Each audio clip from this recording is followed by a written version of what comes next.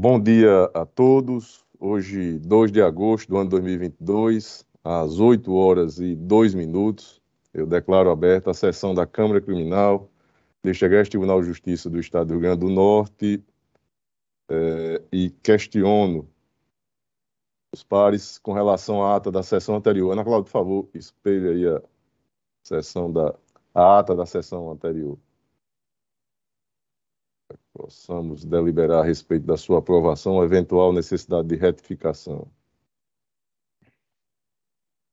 A 28ª, 28 de julho.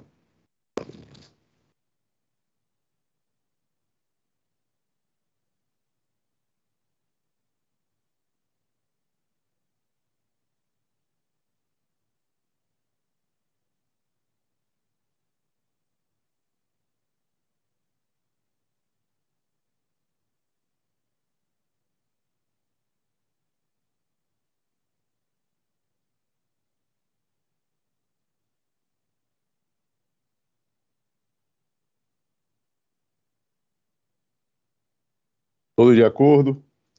De acordo. Aprovada. Expediente algum, Ana Cláudia? Não é, Excelência. Comunicações, indicações e propostas, eu comunico, dou as boas-vindas aqui à servidora Raíssa, que estará conosco aqui na Câmara Criminal agora, está aí, junto com a Ana Cláudia, e chegará mais um outro servidor que irá aqui aperfeiçoar aqui os trabalhos da Câmara Criminal. Então, seja bem-vinda, Raíssa. E então, logo, acredito que a outra chega, a gente possa se reunir, Ana Cláudia, aí, junto com os desembargadores Gilson e Saraiva, aperfeiçoar aqui os trabalhos da Câmara Criminal.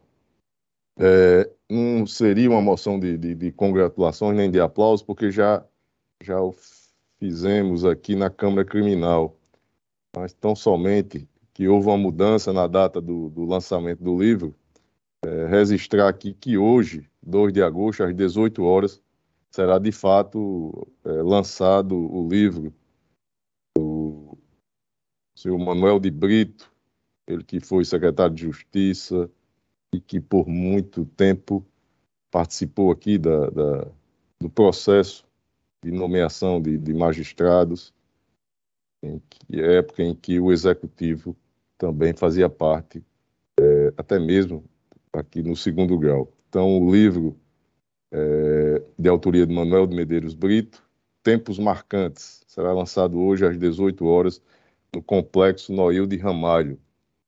Feito o registro, eu não tenho nenhuma outra comunicação nem proposta a fazê-lo. Desembargador Saraiva Sobrinho. Não tenho nenhuma, presidente. Só me somar à proposta de Vossa Excelência. Desembargador Gilson Barbosa. Nenhuma, presidente. Eu acabei esquecendo de dar aqui as boas-vindas ao doutor Zé Alves. Desculpe, doutor Zé Alves, seja bem-vindo. Mais uma vez, uma satisfação em tê-lo aqui conosco, nesse rodízio que é peculiar lá do Ministério Público. Muito obrigado, desembargador Glauber. Eu que tenho o prazer de participar sempre das sessões com Vossas Excelências. Obrigado. Então, vamos iniciar os julgamentos e me foi feito um pedido formal de adiamento do julgamento do apelo criminal número 10.6284, que ficou para esta sessão, e agora o doutor Tiago Cortez havia pedido mais um adiamento, e eu me comprometi com excelência de ser o processo em que atua o primeiro a ser julgado. E eu vou fazer aqui o pregão, doutor Tiago, então logo Vossa Excelência terá a palavra. É o número 32 da ordem cronológica, apelo criminal número 10.6284, disco 41, ano 2016. A origem, juiz de direito da 7ª Vara Criminal da Comarca de Natal. Apelantes, Fernando Lucena Pereira dos Santos e Alexandre de Albuquerque, Maranhão. O advogado doutor Tiago Cortez. Apelante, Geraldo Ramos dos Santos Neto. Advogada, doutora Micheline da Câmara Ribeiro. Apelante, Aécio Aloísio Fernandes de Faria. Advogado, doutor Rafael Vale Bezerra. O apelado é o Ministério Público. Eu sou o relator. Desembargador Gilson é o revisor. Processo em mesa, doutor Tiago. E aqui é o número 32. Eu estou aqui reconhecendo a prescrição e declarando a extinção da pena pela prescrição retroativa, doutor Tiago Cortez. Imagino que não tenha Vossa Excelência interesse em fazer a sustentação, mas peço aqui o parecer oral aqui do representante do Ministério Público. E antes de passar a palavra a Vossa Excelência, doutor Zé Alves, eu gostaria de fazer alguns registros, uma vez que a preliminar é suscitada de ofício. Eu digo que o trânsito em julgado para acusação ID 1263-35533 é o marco inicial para a contagem do prazo prescricional nos termos do artigo 110, parágrafo 1º do CP. Por sua vez, a verificação do referido lapso prescricional deve ser aferida a partir da sanção aplicada de forma isolada, desconsiderando seu acréscimo advindo da continuidade delitiva. Aí eu faço aí a transcrição de jurisprudência, peço permissão para não lê-las. São muitas nesse sentido. Considerando que os fatos narrados na denúncia, ID 1263, 54, 58, ocorreram até o início do ano de 2008, ou seja, antes da entrada em vigor da Lei 12.234/2010, especificamente do parágrafo 1º, artigo 110, segundo o qual o prazo prescricional não pode, em nenhuma hipótese, ter por termo inicial, data anterior à denúncia ou queixa, no caso concreto, deve ser empregada a legislação vigente à época em que foi praticado o ilícito penal, o parágrafo 2º do referido artigo, cuja redação era mais benéfica aos réus, anterior à entrada em vigor, obviamente, da Lei 12.234/2010, que se deu apenas a partir do mês de maio do ano de 2010. Assim, para os fins de cálculo do prazo prescricional, no caso concreto, devem ser contabilizados os períodos compreendidos entre a data do fato e o recebimento da denúncia. E aí eu faço aqui referência também à jurisprudência do STJ, peço permissão para não lê-las, também desta Câmara Criminal,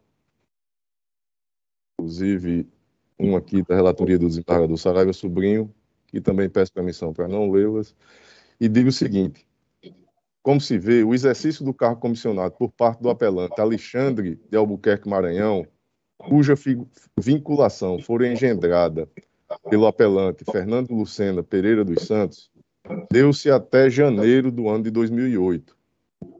Do mesmo modo, o exercício do cargo comissionado por Aécio Aloísio Fernandes de Faria, cujo liame for efetuado com Geraldo Ramos dos Santos Neto, ocorreu até o mês de fevereiro daquele ano, ou seja, 2008. É o que se constata a partir do ofício 246/2015, encaminhado pela presidência da Câmara Municipal do município de Natal, com as respectivas fichas financeiras, em que resta claro que os dispêndios a eles relativos se deram, no máximo, repito, até o mês de fevereiro do ano de 2008. Ademais, os interrogatórios judiciais dos acusados Aécio e Alexandre, descritos na denúncia, na sentença combatida, ID 12.63529, demonstram nitidamente tal situação jurídica, a data do desligamento dos cargos comissionados. Aliás, a própria denúncia, mesmo que sem delimitação dos meses, discorreu que, abro aspas, por meio do ofício 246/2015, a Câmara Municipal de Natal informou que no ano de 2007 foi repassado a Aécio Aloísio Fernandes de Farias a importância total de R$ 8.182,80, em decorrência do suposto exercício do cargo de assessor legislativo CC2 e R$ 2.670 no ano de 2008, em razão do suposto exercício do cargo de assessor parlamentar municipal, APM 5, fecho aspas.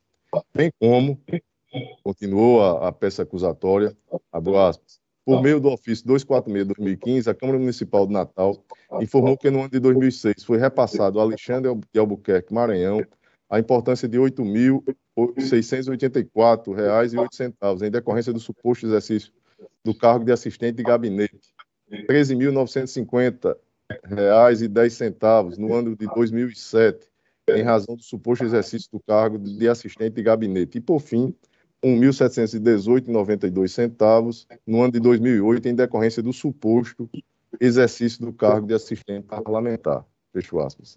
Ou seja, na planilha financeira enviada pela Câmara Municipal, ID 12635468, consta que a Aécio Aloysio recebeu nos meses de janeiro e fevereiro do ano de 2008 o valor de R$ 1.335, fazendo justamente o quanto de R$ 2.670, bem como que Alexandre Albuquerque recebeu restritamente no mês de janeiro de 2008 o valor de R$ 1.718,92, em sintonia, pois, com o teor da denúncia, sendo estes os marcos temporais a se considerar para o cálculo aí da prescrição.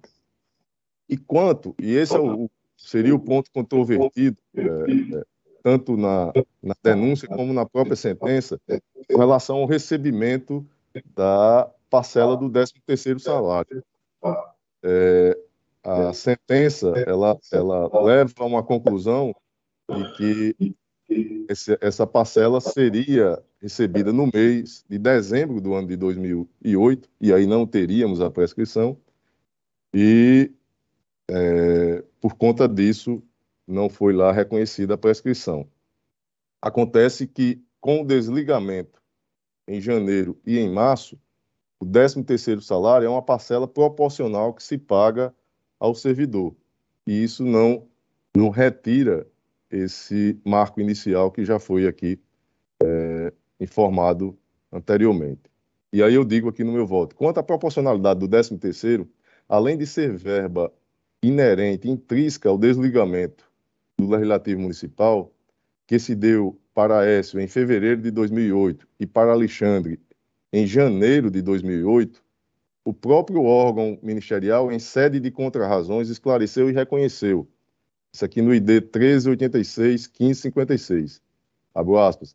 Obstante os recorrentes informarem equívoco na denúncia e sentença no sentido de constar que Alexandre Maranhão teria recebido da Câmara Municipal de Natal o 13º salário em dezembro de 2008, no entanto, somente trabalhou no órgão até janeiro de 2008. Importa esclarecer que, em momento algum, houve afirmação no sentido de que teria permanecido no Legislativo após a sua exoneração, mas sim que teria havido recebimento de valores referentes ao 13º, provavelmente proporcional ao mês em que permaneceu no cargo, ainda no ano de 2008. Ou seja, acaba por reconhecer como sendo o marco inicial os meses de janeiro e fevereiro do ano de 2008.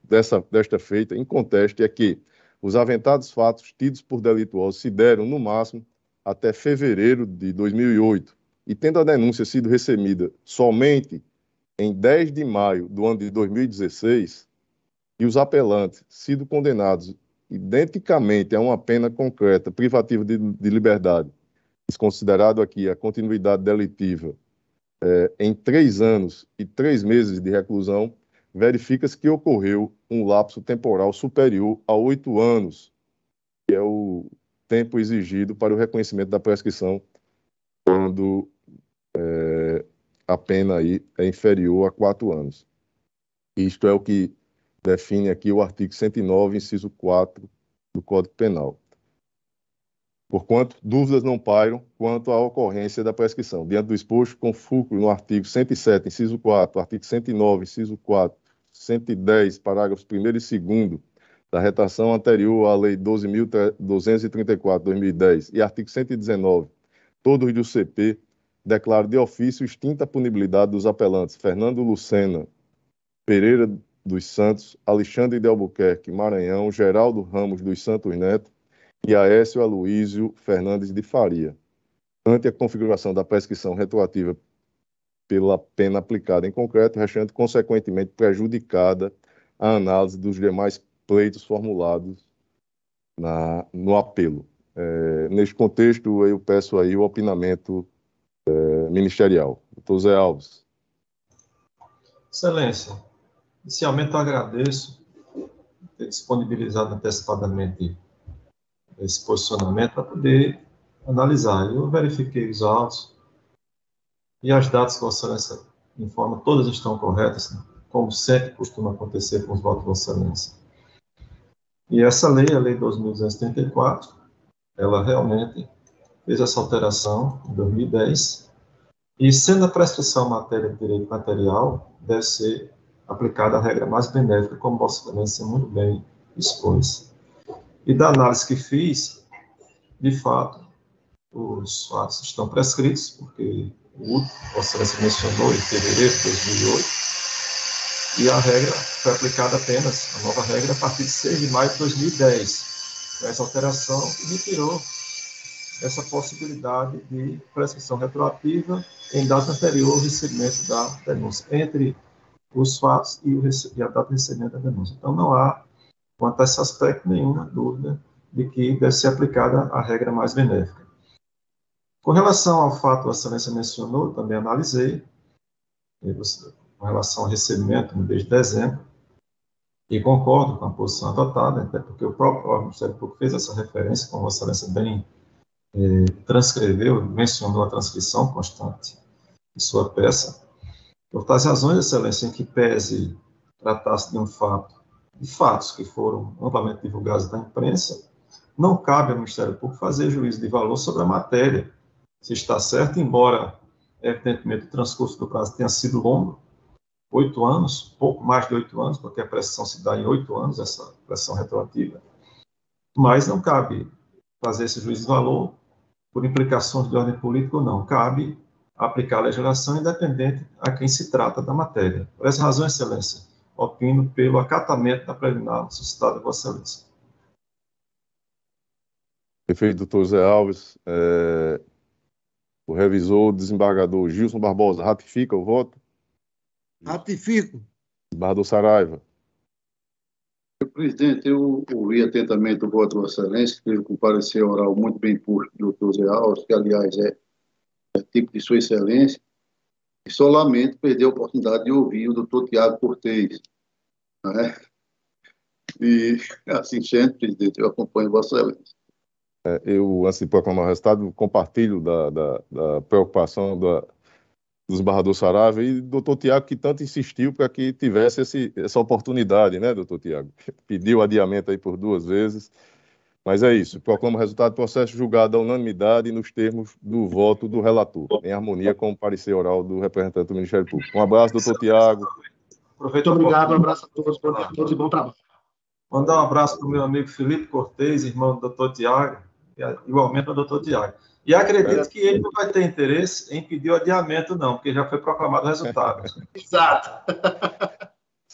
Leva o meu abraço ao doutor Felipe também, doutor Tiago. Saúde. Tá bom, obrigado. Até mais. Agora, na sequência, nós temos o número 31 na ordem cronológica, é o habeas corpus número 80.6795, dígito 88, ano 2022, o impetrante, doutor Paulo Augusto Pinheiro, pacientes Cláudio Pereira de Souza e Cátia Meire Almeida Bezerra, autoridade coatora, juiz de direito da Vara da Comarca de Canguaretama. Eu sou o relator, processo em mesa, doutor Paulo Pinheiro. Vossa Excelência tem até 10 minutos. Bom dia. Bom dia, desembargador Glauber. Presidente, por favor, pela ordem, confirma o feito, presidente. É o 31? É o 31, desembargador Saraiva. É porque é da pauta anterior. Ele tinha sido feito também um pedido de adiamento. Podemos ouvir o advogado? Podemos, presidente, podemos. Então, doutor Paulo Presidente. Pinheiro, Vossa Excelência... Opa, desculpe. O senhor é o relator, desembargador Glauber. Isso, sou o relator. Doutor Paulo Pinheiro, Vossa Excelência tem até 10 minutos. Presidente, Oi. Vossa Excelência poderia, se for o caso, só antecipar o resultado. Não, mas não é benéfico, não. Eu não estou conhecendo do HC. Não é isso? Ordem prejudicada? É perda do objeto? Vamos ouvir o advogado. Doutor Paulo Pinheiro, Vossa Excelência tem a palavra, por até 10 minutos. Bom dia a todos, eminente desembargador, relator, desembargador Glauber Rego, em nome de Vossa Excelência, saúdo o desembargador Saraiva, o desembargador Gils, ao tempo também estendo ao ilustre procurador de justiça, doutor José Alves, em nome de Ana Cláudia e serventuários que, com tanto esmero, labutam na Câmara Criminal, os colegas advogados. Eminente relator, o presente caso, especificamente, foi pedido inicialmente a nulidade do auto de prisão em flagrante e a revogação da prisão preventiva. Quanto à prisão preventiva, entende-se que perdeu-se o objeto, considerando que esta já foi revogada no primeiro grau. Inclusive, eu verifiquei nos autos que a sentença foi anexada aos autos. Quanto ao outro tópico, e aos olhos da defesa o mais importante, que se trata da ilicitude de prova, entendemos que está maduro para a Câmara proferir o julgamento sobre isso. E o caso aqui não guarda maiores complexidades, mas que tem uma importância extremamente relevante. Se trata, na origem, de uma flagrante ilegalidade aos olhos da defesa, na lavratura de um auto de prisão em flagrante que derivou a ação penal originária, considerando a ilicitude de provas colhidas com base na busca pessoal e veicular realizada por policiais rodoviários federais em desfavor dos pacientes. Frisco que os pacientes foram presos em flagrante ainda no dia 23 de setembro de 2020 e posteriormente denunciados pelo crime de tráfico e associação para o tráfico. Sem maiores delongas, verificou-se nos autos desde a origem que a presente ação penal decorreu de abordagem policial em via pública, fundada subjetivamente em atitude suspeita, conforme depoimentos colhidos pelos condutores, ratificados inclusive na própria audiência de instrução. É importante consignar aqui, eminente relator, que lá na seara policial, os próprios condutores dessa prisão alegaram que somente procederam à busca no veículo dos pacientes porque acharam que estavam em atitude suspeita. Não esclareceu de forma objetiva, de forma clara e de forma fundada a necessidade dessa busca. E faço, inclusive, colacionar no corpo do presente habeas corpus trechos de quando foram ouvidos no inquérito policial e destaco essa situação. Não obstante, ao serem inquiridos perante o juízo, na audiência de instrução ocorrida no dia 16/3, especificamente, um dos condutores, o PRF João Felipe de Alencar Pandolfi, confirmou a versão narrada. E é importante que, quando se passa pelo crivo do contraditório, a defesa, naquela oportunidade, patrocinada por nós, o indaga sobre como se deu essa abordagem, ele esclarece que resolveu abordar o veículo ocupado pelos réus e aí, como apresentaram nervosismo, a gente resolveu fazer uma busca veicular que foi encontrada o objeto ilícito. Também faço transcrever trechos da audiência de instrução comprovando essa abordagem e a grande questão é que não foi apresentada nenhuma justificativa concreta para a revista dos pacientes, além da vaga menção a uma suposta atitude suspeita, algo insuficiente ao nosso entender para tal medida invasiva. Logo, fica fácil constatar que no caso em deslinde, restou claro que desde o início da abordagem policial, com a consequente busca pessoal e executada no veículo dos pacientes, ocorreu de maneira indevida, baseado em elementos pessoais e subjetivos por parte dos condutores do auto de prisão em flagrante, dissociada, inclusive, das fundadas razões para proceder à busca pessoal, em manifesto descompasso ao que exige o artigo 244 do Código de Processo Penal. Coincidentemente ainda, e me permita trazer à baila, que o STJ se debruçou sobre esse caso ou sobre caso semelhante, na verdade, recentemente, através do habeas corpus número 158580, proveniente da Bahia, de relatoria do ministro Rogério Schietti. E sobre esse caso específico, eu fiz questão de colacionar também o voto do ministro, que foi um voto realmente extremamente esclarecedor, e me permita citar alguns trechos desse voto que caem como uma luva no caso concreto. Né? Abre aspas, o ministro diz: a normativa constante no artigo 244 do CPP não se limita a exigir que a suspeita seja fundada. É preciso também que esteja relacionada à posse de arma proibida ou objeto papais que constituam um corpo de delito. Vale dizer, há uma necessária referibilidade da medida, vinculada à sua finalidade legal probatória, a fim de que não se converta em salvo-conduto para abordagens e revistas exploratórias. Não satisfaz a exigência legal por si só meras informações de fontes não identificadas, denúncias anônimas ou intuições e impressões subjetivas, intangíveis e não demonstráveis de maneira clara e concreta, apoiadas, por exemplo, exclusivamente no tirocínio policial, ante a ausência de descrição concreta e precisa, pautada em elementos objetivos, a classificação subjetiva de determinada atitude ou aparência como suspeita, ou de certa reação ou expressão corporal como nervosa, não preenche o estandarte probatório de fundada suspeita exigido pelo artigo 244 do CPP.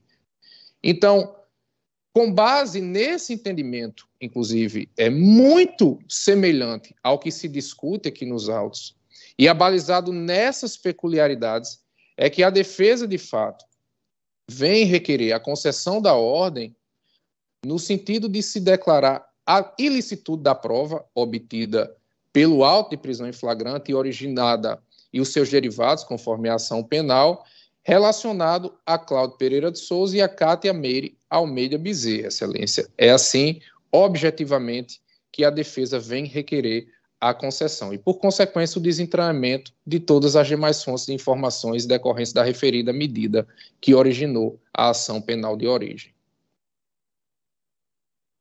Como eu já adiantei o meu voto, eu não estou conhecendo, estou acolhendo aqui as preliminares suscitadas pela Procuradoria de Justiça com relação ao pedido de revogação da prisão. A própria fala do Dr. Paulo já reconhece que houve a perda do objeto. Com relação à pretensão de reconhecimento de nulidade das provas, eu estou aplicando aqui a súmula 648 do STJ, e que tem a seguinte redação, abro aspas: a superveniência de sentença condenatória prejudica o pedido de trancamento da ação penal por falta de justa causa feito em habeas corpus, fecho aspas.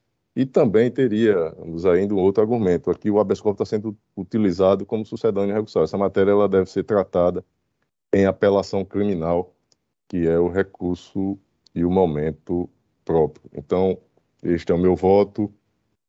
Desembargador Gilson, ratifica o voto registrado do sistema? Sim. Desembargador Saraiva? Então, proclamo o resultado. Processo julgado à unanimidade nos termos do voto do relator. Doutor Paulo, um abraço, até uma outra oportunidade, se Deus quiser. Abraço, agradeço, boa semana a todos. O número 36, na ordem cronológica, é o habeas corpus número 806559, dígito 39, ano 2022, o impetrante, doutor Rubens Matias de Souza Filho, paciente Lourivaldo Rodrigues de Araújo, autoridade coatora, juíza da 13ª Vara Criminal da Comarca de Natal, desembargador Saraiva é o relator. Doutor Rubens está na sala. Ana Cláudia, por favor, o tempo aí para doutor Rubens, 10 minutos para ser marcado. Desembargador, o pessoal não está respondendo aqui. Eu estou marcando no Mas marque aí, celular. pronto, marque aí. Doutor Rubens, pode iniciar a sua fala. Tá certo. Bom dia, excelentíssimo presidente da Colega da Câmara Criminal, desembargador Glauber Rego, eminente relator, desembargador Saraiva Sobrinho, eminente desembargador Gilson Barbosa, ilustríssimo representante do Ministério Público, aos advogados e servidores que acompanham esta sessão, meus sinceros cumprimentos.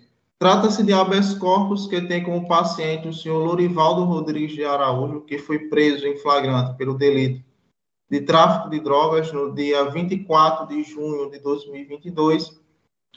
Conforme percebe-se no auto de prisão em flagrante, os policiais militares estavam em patrulhamento no bairro de Nossa Senhora da Apresentação, quando visualizaram o paciente caminhando na rua e fizeram a revista pessoal. Nesta revista pessoal foi encontrado com o paciente aproximadamente 37 gramas de drogas, o que totalizou aí 41 pedras de crack.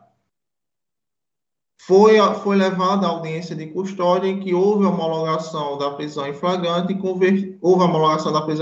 convertida em prisão preventiva. Sobre o fundamento de quê? De que o paciente colocou em risco a ordem pública devido à quantidade de drogas e o dinheiro apreendido. Esse foi o fundamento utilizado pela autoridade coatora, inclusive foi juntada na inicial. Excelência, a prisão preventiva é uma medida excepcional e os requisitos dela estão esclarecidos no artigo 312 e 313 do Código de Processo Penal.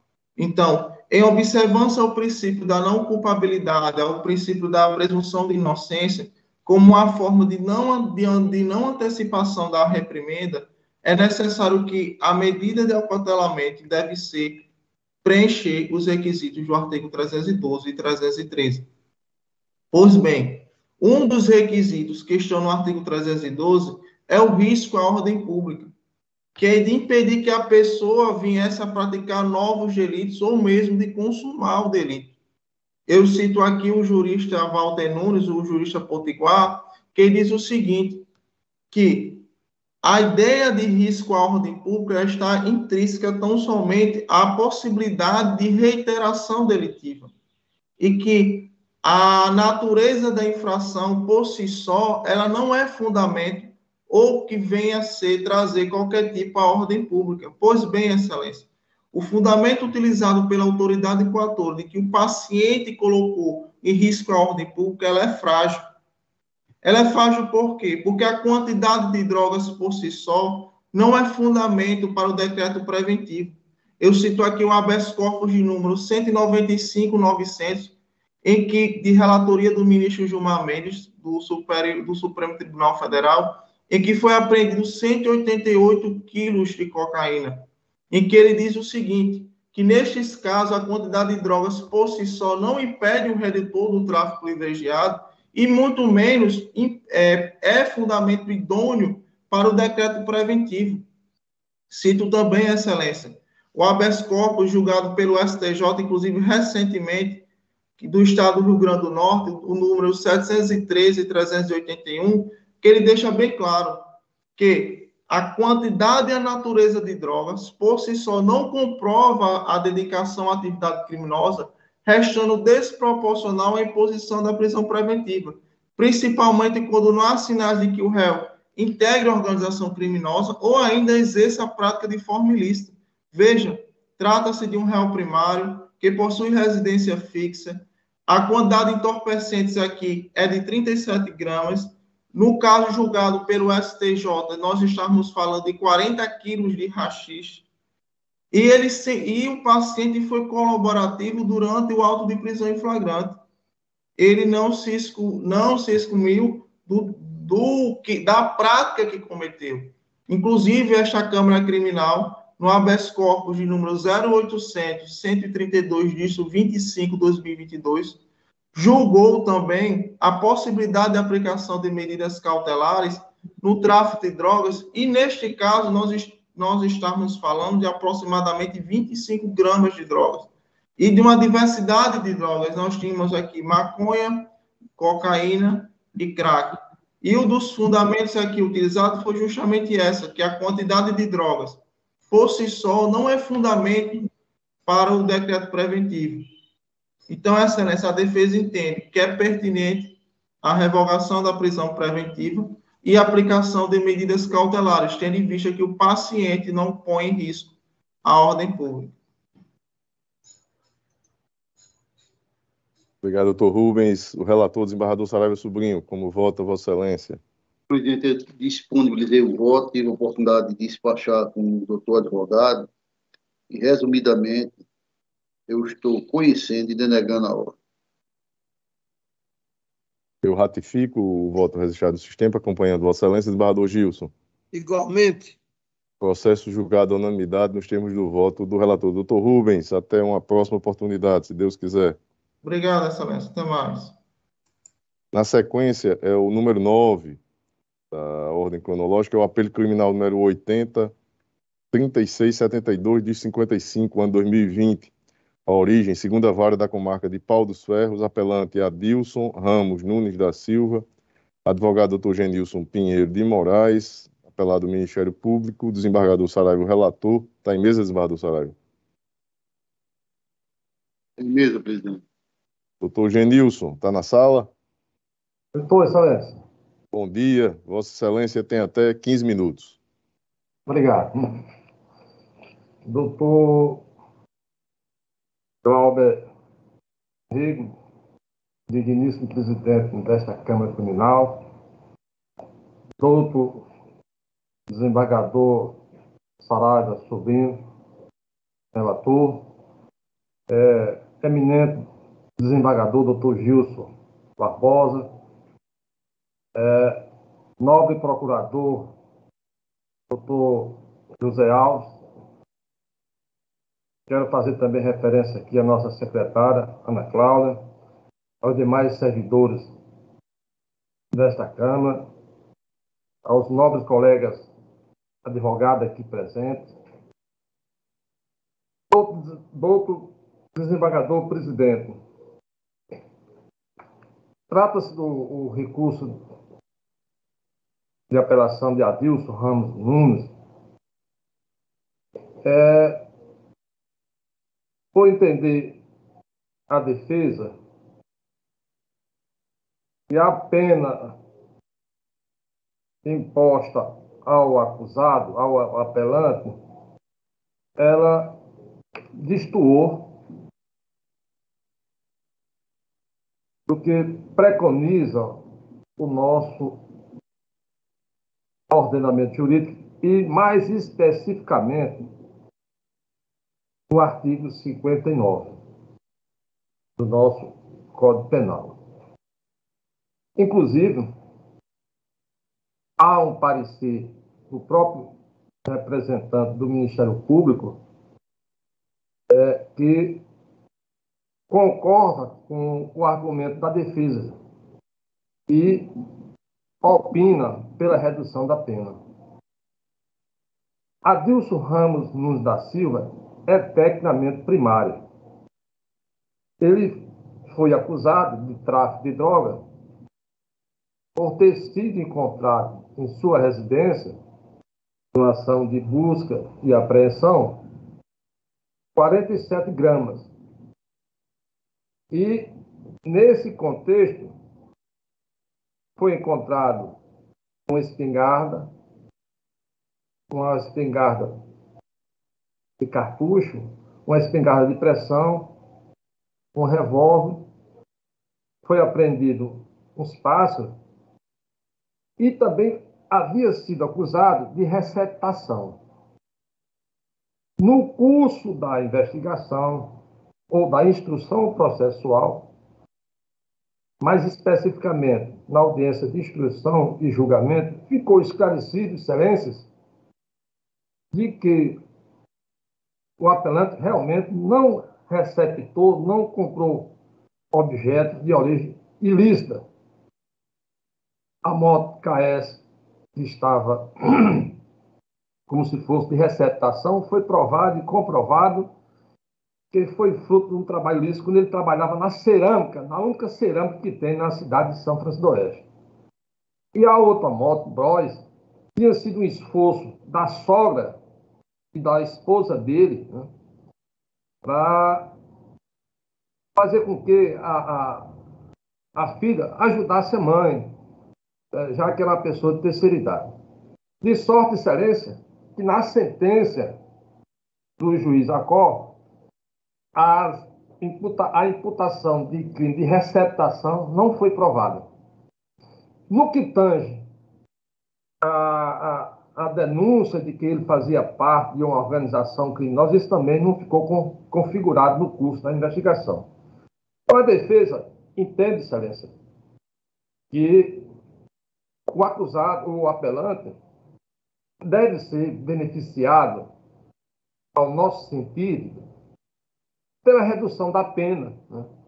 E aí pedia-se também que operasse a desclassificação do artigo 33 para o artigo 28, porque Adilson Ramos Nunes da Silva não é pessoa rica, é pobre, né? Todos conhecem na cidade de São Francisco do Oeste. Trabalhou como na cerâmica, depois trabalhou como vigia, né? E não é uma pessoa dedicada à organização criminosa, a tráfico de drogas. É, sim, um dependente, um usuário, isso fato inconteste.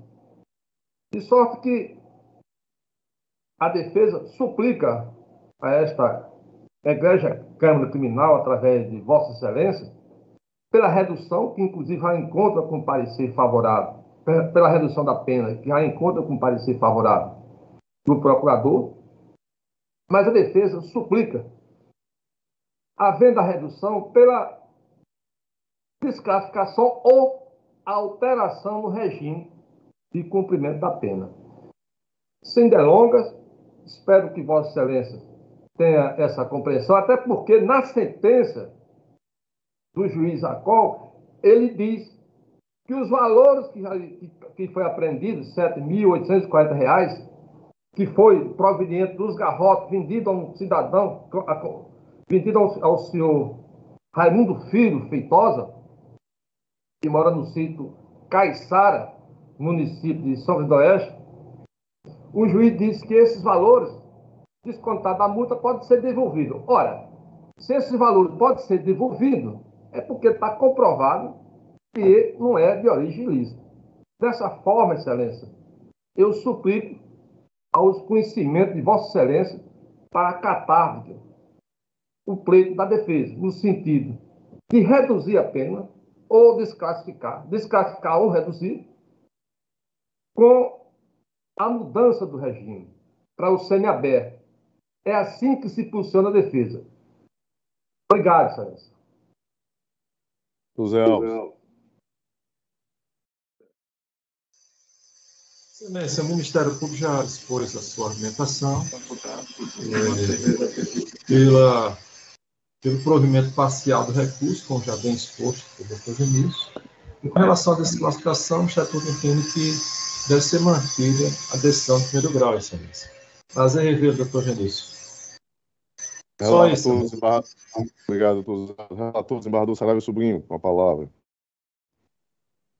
Presidente, encaminho o voto pelo provimento parcial e, com isto, resumo dizendo que alterei tão somente a pena de 6 anos de reclusão em regime fechado e 1 ano e 6 meses de detenção, além de 620 dias multas, para 5 anos de reclusão pelo tráfico e 1 ano e 6 meses de detenção, além de 520 dias multas. Resumidamente, esse aí eu faço em consonância com a 5ª PJ.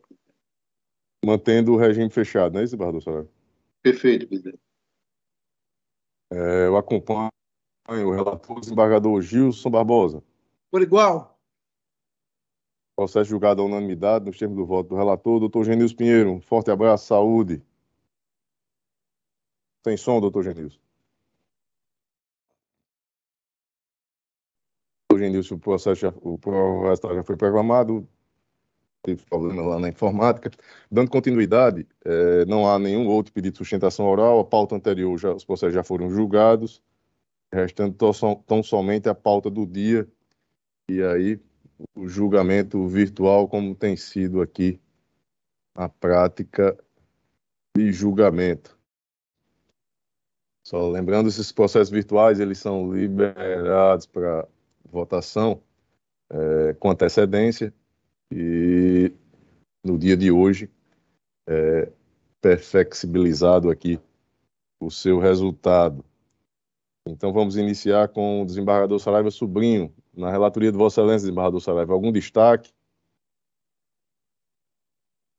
Presidente, nada a acrescentar à disposição dos votos já postos, a Vossa Excelência. Eu, enquanto revisor, eu acompanho Vossa Excelência, desembargador Gilson. Igualmente. O Ministério Público, alguma observação, doutor Zé Alves? Não, Excelência, nenhuma. Não há, então, julgados à unanimidade nos termos do voto do relator, os processos na relatoria do desembargador Saraiva Sobrinho. Na relatoria do desembargador Gilson, alguma observação, desembargador Gilson? Tem destaque? Também não. O Ministério Público, alguma observação, doutor Zé Alves? Nenhuma, Excelência. Eu acompanho também do relator, proclamo o resultado do processo julgados à unanimidade nos termos do voto do relator. Na minha relatoria, também não tenho nenhum destaque. Ministério Público, alguma observação, algum destaque, doutor Zé Alves? Nenhuma, Excelência. Não há. O revisor, desembargador Gilson. Nenhuma. Desembargador Saraiva. Nada a acrescentar, presidente. Então, processos julgados à unanimidade nos termos do voto do relator. Algum processo que não tenha sido apregoado, que independa de pauta, extra-pauta? Não há. Leitura de acordo? Não há.